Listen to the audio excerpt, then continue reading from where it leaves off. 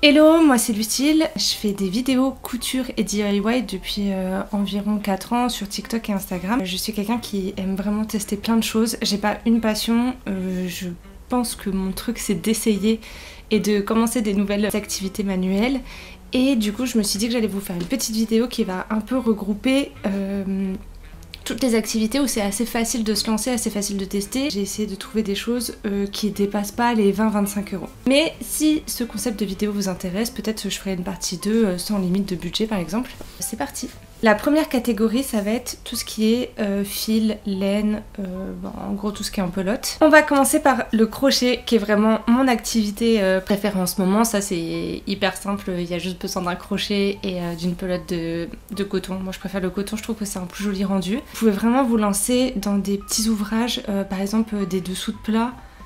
Des pochettes de téléphone aussi, c'est assez simple à faire. En ce moment on voit pas mal des petits marque-pages en crochet, c'est pareil, c'est des petites choses. Ne vous lancez pas tout de suite, ça sera un petit peu pareil pour tout, mais ne vous lancez pas tout de suite dans des ouvrages qui sont très grands et qui vous prennent beaucoup de temps, parce que si vous n'y arrivez pas tout de suite ça va vous dégoûter. Il y a aussi des petits chouchous, comme des crunchies mais en version crochet, et ça c'est pareil, ça vous prendra pas beaucoup de temps et vous pouvez apprendre comme ça. Le deuxième, ça va être le tricot. Alors ça, le tricot, je pense que j'en ai fait une fois quand j'étais petite et j'en ai pas gardé un bon souvenir parce que je serrais trop les mailles et j'y arrivais pas, mais j'aimerais bien retenter.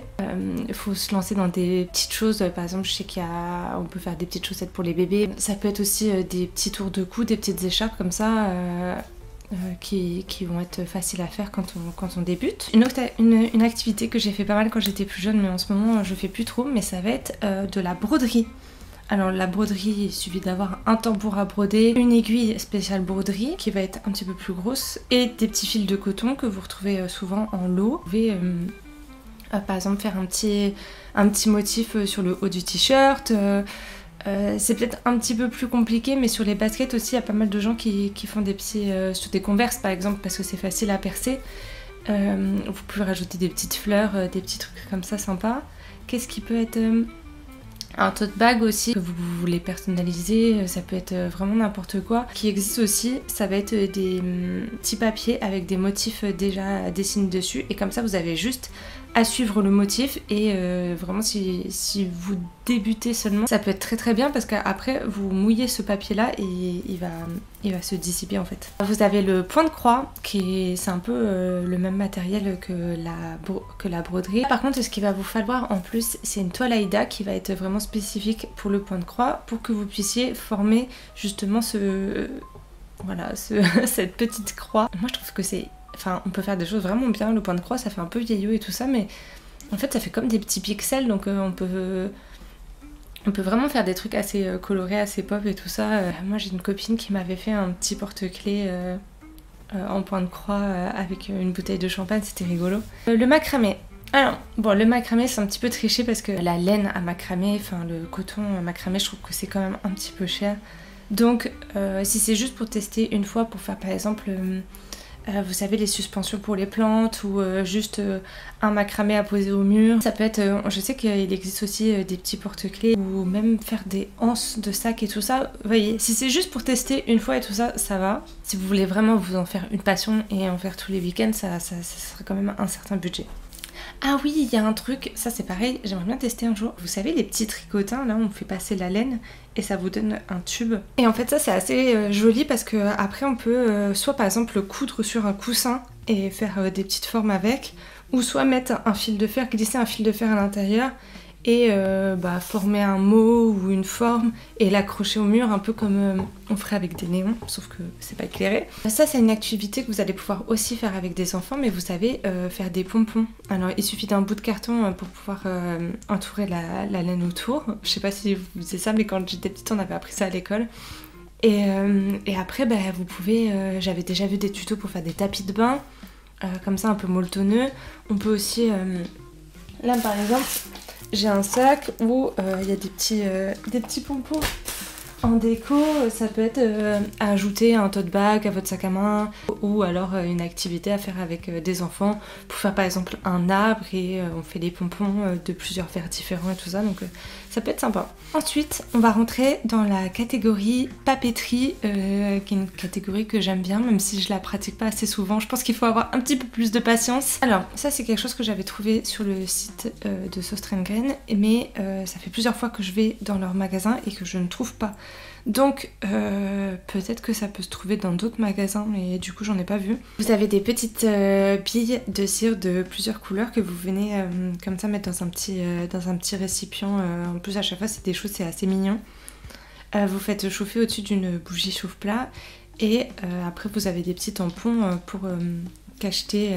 Alors, ça sert pas à grand chose parce qu'on n'envoie pas souvent des lettres, mais en vrai par exemple si on veut faire un faire-part ou une invitation à un anniversaire un petit peu original et tout ça, je trouve que c'est un peu sympa. Je l'ai mis un petit peu dans la catégorie papeterie parce que ça peut servir de déco si vous voulez faire du bullet journal ou des choses comme ça. Ça va être de faire d'aller par exemple en forêt au printemps et de faire sécher vos fleurs là, vous savez, dans les pages d'un livre. Je pense que c'est vraiment une activité qui peut être très détente, qui peut se faire en famille, le week-end et tout ça. Et puis maintenant en plus il y a des applications type Plantenet où on peut vraiment retrouver le nom des fleurs et vous pouvez vous faire un herbier. Ça peut être quelque chose d'assez joli et qui permet vraiment de vous détendre. Oui, et ça j'aime bien parce que nous on en a fait nous-mêmes en plus et finalement c'est pas si compliqué que ça. Ça va être de vous faire du papier recyclé. Par exemple si vous avez un ancien cadre ou si vous trouvez des cadres, ça peut coûter 50 centimes en braderie. Et ensuite vous mettez un collant autour. Vous prenez du papier, mais prenez du papier par exemple des brouillons que vous n'avez pas utilisés ou prenez des choses que vous auriez jetées. On va venir le mixer avec un mixeur plongeant à soupe comme ça et alors il faut qu'il y ait beaucoup d'eau et ensuite vous voyez vous allez prendre le cadre et vous allez comme ça essayer de prendre un petit peu de papier, tout ça. On vient tapoter avec une éponge et on vient poser délicatement. Si je vous trouve des photos, ça sera peut-être plus simple que mes explications, mais c'est vraiment pas si compliqué que ça à faire et ça donne vraiment du joli papier qui est texturé et tout ça. Mon copain il avait même essayé, il voulait vraiment faire du papier lui-même et du coup il a essayé avec du céleri branche et genre ça a grave marché. Alors c'était du papier qui était très fin, je pense pas qu'on aurait pu faire grand chose dessus, mais ça faisait vraiment du papier quoi. Une autre catégorie, ça va être tout ce qui est un peu bijoux, porte-clés, bon c'est un peu la même chose, souvent on peut faire les deux. Ouais, c'est un truc que j'ai jamais fait et que j'aimerais bien essayer, c'est de fabriquer, vous savez, les espèces de petites broches en perles. En fait, il faut avoir de la feutrine, une attache pour les broches, une aiguille spéciale perles et des petites perles. Tout ce qui est perles, en vrai, n'hésitez pas à regarder en braderie, en brocante et tout. En général, on en trouve toujours et ça coûte que dalle. Ça, je pense qu'il faut un petit peu de patience, mais on peut faire par exemple des scarabées, même des petits cœurs et tout ça. Il y a plein de choses qui se font. Et ça, ouais, c'est vraiment un truc que j'aimerais bien tester. Évidemment, vous avez tout ce qui va être bracelet en perles ou tout ce qui est un petit peu bracelet en fil de coton. Vous avez même des petits appareils là où vous savez vous tournez le fil et vous arrivez à avoir un motif de bracelet qui se fait tout seul en faisant toujours les mêmes mouvements en tournant tout autour. Ah! Et ça, trop bien, c'est un truc, en faisant mes recherches pour cette vidéo, je suis tombée dessus. Je sais pas si vous vous souvenez, c'est pareil, j'en avais quand j'étais petite. Ça s'appelle le plastique dingue. En fait, ça va être une feuille de plastique que vous allez venir dessiner dessus, donc après au crayon de couleur ou au feutre. Et en passant au four, il va rétrécir et ça va faire vraiment un petit objet. Et ça, on peut faire des boucles d'oreilles avec, des petits colliers, des petits pendentifs, voilà, cherchez le nom. Et aussi des porte-clés, des choses comme ça. Et ça, c'est trop rigolo. Ça, on peut le faire aussi avec des enfants. Bon, après, sauf la partie le faire chauffer. Je rajoute tout ce qui est pâte Fimo. Du coup, les pâtes Fimo, il y en a plein de sortes, avec des textures et tout ça. Et on peut faire des bijoux. Moi, j'avais fait des boucles d'oreilles. Faire pareil, des pendentifs. Parce que les boucles d'oreilles, j'ai trouvé ça assez compliqué d'accrocher des puces comme ça. Mais si c'est par exemple il y a un trou dedans et que c'est à des petits anneaux, ça va être assez simple à faire. Il vous faut juste un petit rouleau, de la pâte Fimo et des emporte-pièces si vous voulez vous faire des bijoux. Après vous pouvez, dans un premier temps, vous pouvez aussi tester juste comme ça. avec un petit couteau fin et de voir ce que ça peut donner. On n'est pas obligé de tout de suite avoir un résultat. On peut faire des damiers, c'est aussi joli tout ce qui est un petit peu marbré et tout ça. Donc ça à tester. La prochaine catégorie, ça va être la catégorie déco, donc dedans j'ai recoupé plusieurs trucs. Je me suis fait un petit thé parce que je parle beaucoup. En premier, ça on l'a vu beaucoup cet été, mais je trouve que c'est trop bien, c'est, vous savez, des petites perles qu'on va venir repasser. Et en fait, je trouve que les gens, ils ont été hyper créatifs avec ça sur les réseaux. Ça va être des petites perles comme ça qu'on va venir poser sur une plaque, et avec le fer à repasser et une petite du papier cuisson, on va venir repasser comme ça et tout va s'agglutiner. Et les gens, ils font des trucs de fou, ils font... J'ai vu des cache-pots, j'ai vu des fleurs. Je pense qu'on peut aussi faire des dessous de verre si c'est que pour du froid. Enfin, il y a plein de choses à faire. C'est hyper créatif comme activité. Ensuite, ce qui est sympa aussi, ça va être l'argile autodurcissante, parce qu'on n'a pas tous un four à poterie à la maison. Même si je sais qu'on peut parfois juste louer le four de quelqu'un si vous avez des gens qui font de la poterie autour de vous. Mais l'argile autodurcissante, en attendant, c'est quand même une bonne alternative, très accessible. Par contre, on peut pas faire des choses qui vont toucher de l'alimentaire. Donc il faudra forcément que ce soit juste de la déco, mais il y a pas mal de gens qui font, j'adore, tu vois, en forme de petites fleurs, des des poses bijoux. Bah, encore une fois, tout ce qui va être cache-pot, ça peut être aussi des petits porte-bougies, il y a plein de choses qui sont faites. Même là, moi j'ai un petit pot à épingles, on peut venir recouvrir par-dessus avec de l'argile pour un côté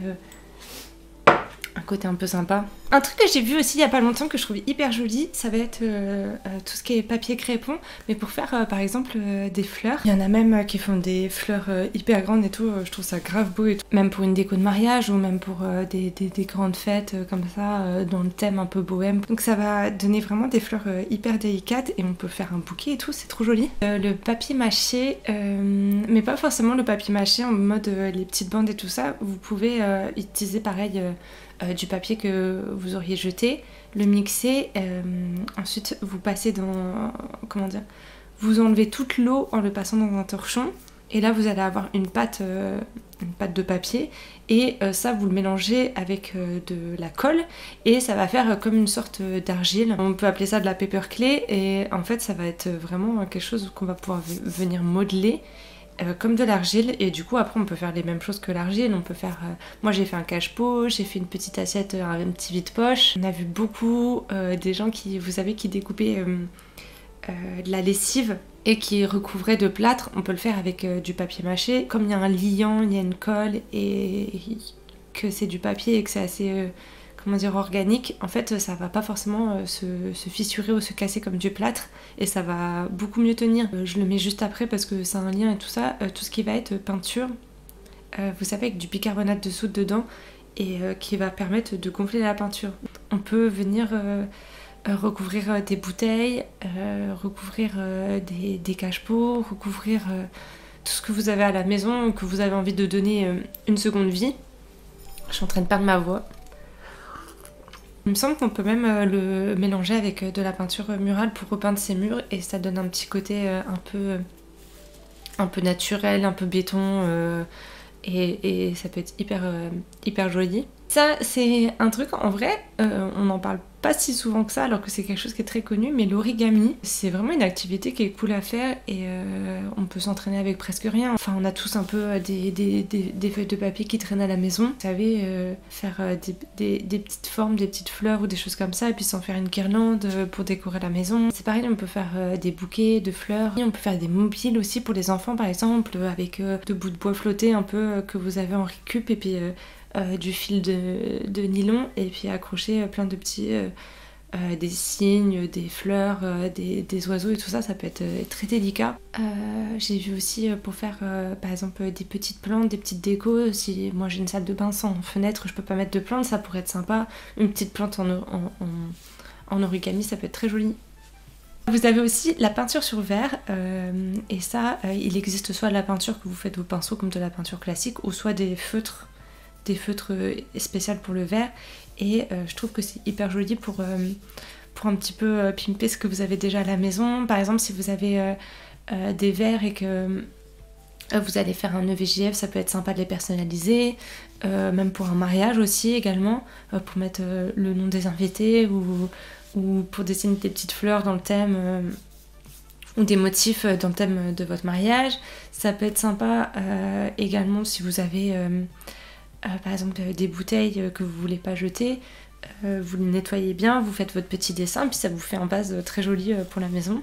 Je sais pas si c'est vraiment une activité créative et si je pouvais le mettre là, mais c'est faire des boutures. En tout cas, c'est une activité manuelle et ça détend, donc pourquoi pas. En fait, il y a plein de plantes qui se bouturent hyper facilement. Moi, j'étais pas très plante. Les boutures, je trouve ça trop sympa à faire parce qu'on voit vraiment le truc se construire dès le début. Et souvent, vous avez juste à couper une branche, à la mettre dans l'eau, à changer l'eau régulièrement.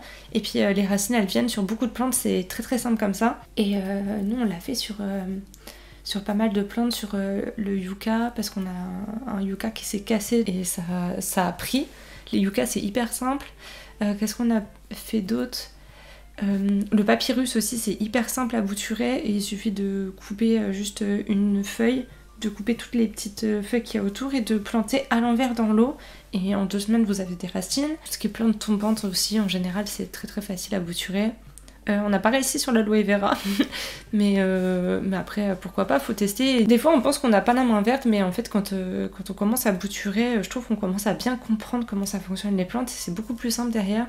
Mais en tout cas, faire des boutures, ça peut être une activité. Nous, on le fait à 2 à la maison et c'est vraiment... c'est un peu nos bébés. J'espère que cette vidéo vous a plu, qu'elle vous a donné plein d'idées. S'il y a des choses que vous avez envie qu'on teste ensemble dans une autre vidéo, vous me le dites en commentaire et on le fera. Moi, je sais que j'adore ça, tester des trucs, donc avec grand plaisir. Et puis, on se dit à bientôt pour une nouvelle vidéo.